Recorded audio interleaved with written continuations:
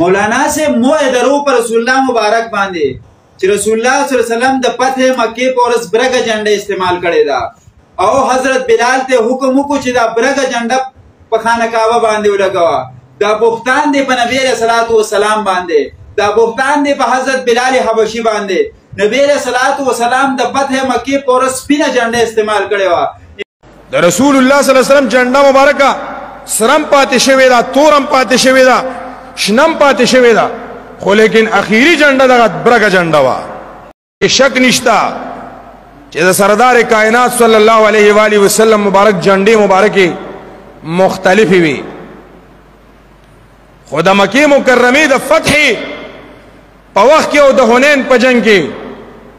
رسول الله صلی الله علیه وسلم مبارک سره د مکه مکرمه په د فتح په وخت کې دا جنډه مبارکه چې کومه وا دا سپینا او تور دا برګه جنډه چې کومه ده د براء ابن غاضب رضی الله تعالی عنہ مشکات شریف روایت نقل کړی دی چې رسول الله صلی الله علیه وسلم مبارک سره دا برګه جنډه مبارک او سپینو تور او دا تورواله په سپینوالی زیاتو یعنی معنا په سپینو پټو باندې تورې پټې ډېرې وي او دغه جنډه مبارک حضرت بلال رضی الله تعالی عنہ رسول الله صلی الله علیه وسلم مبارک حکم فرمایلو بلالا د کعبه شریفی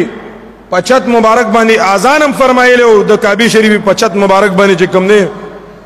د رسول الله صلی الله علیه وسلم مبارک دغه جنډه مبارک هم